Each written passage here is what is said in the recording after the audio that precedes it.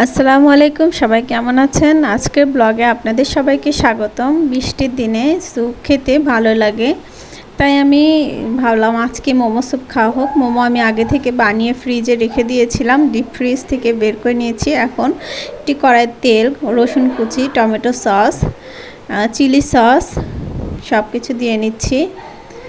এটা আপনার পরিমাণ মতো দিতে হবে। সয়া সস দিয়ে নিচ্ছি। সয়া সস দেওয়া হয়ে গেলে লবণ দিয়ে নিলাম, যেহেতু সয়া সস দিয়েছি তাই লবণ কিছুটা কম দিলাম। কর্নফ্লাওয়ার দিয়ে নিচ্ছি 2 চামচ, 2 টেবিল চামচ। 2 গ্লাস পানি দিয়ে নিব। পানিটা একটু বেশি দিতে হবে, কারণ আমরা এই পানির ভিতরেই মোমোটা সিদ্ধ করে নেব। মোমোটা আলাদাভাবে কোনোভাবে স্টিম করে নিতে হবে না।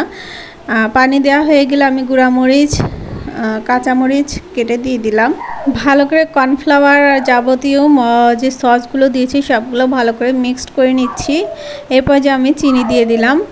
চিনি দিয়ে আমি আবার নেড়ে চেড়ে নিচ্ছি। এখন আমি ঢেকে রেখে দিব, বলক আসা পর্যন্ত অপেক্ষা করব। বলক চলে আসলে আমি এতে আগে থেকে রেডি করে রাখা মোমোগুলো দিয়ে দিব। মোমোগুলো এর ভিতরেই সিদ্ধ হয়ে যাবে, আলাদাভাবে সিদ্ধ করতে হয় না। এখন আমি লেবুর পাতা দিয়ে দিচ্ছি। লেবুর পাতা দেওয়ার কারণে এই স্যুপের আলাদা একটা ঘ্রাণ বের হয়, আমার কাছে খুব ভালো লাগে। আপনারাও দিতে পারেন লেবুর পাতা কিংবা লেমন গ্রাস দিলে ভালো হয়। আমার কাছে লেমন গ্রাস ছিল না, তাই আমি লেবুর পাতা ব্যবহার করেছি।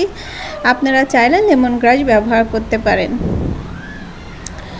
অন্য কোনো দিন আপনাদের সাথে মোমোর বানানোর ফুল রেসিপি শেয়ার করব। আজকে আমি এইভাবেই আপনাদের স্যুপ বানিয়ে দেখাচ্ছি।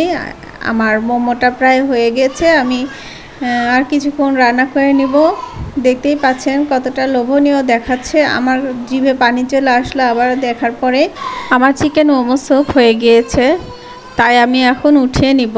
এর সাথে আপনাদের সাথে একটা কথা শেয়ার করে নিই, কিভাবে আপনার পেজ থেকে কন্টেন্ট মনিটাইজেশন পলিসি ইস্যুটা রিমুভ করবেন। আপনি প্রথমে যে ফেসবুকে একটা অপশন আছে, ওখানে গিয়ে রিপোর্ট করতে হবে। রিপোর্ট করার পরে 1 মাস 1 লাগারে 1 ঘন্টা লাইভ করতে হবে। লাইভের কোনো বিকল্প নেই। আপনি কোনোভাবেই এই কন্টেন্ট মনিটাইজেশন পলিসি রিমুভ করতে পারবেন না যতক্ষণ না আপনি লাইভ না করবেন। তাই আপনাদের সকলের কাছে একটা রিকোয়েস্ট, সবাই কন্টেন্ট মনিটাইজেশন পলিসি আসলে ঘাবড়াবেন না, লাইভ করতে থাকুন। সবচেয়ে প্রয়োজনীয় একটি জিনিস লাইভ করা, কারণ লাইভ করলে ফেসবুক বুঝতে পারে যে না এটা আপনারই পেজ এবং আপনি পেজটা চালান। সেজন্য লাইভ করলে তারা আপনার কন্টেন্ট মনিটাইজেশন পলিসির ইস্যুটা রিমুভ করে দেয়। যাই হোক, এখানেই ভিডিওটা শেষ করে দিব। কেমন হয়েছে ভিডিওটি অবশ্যই কমেন্ট করে জানাবেন।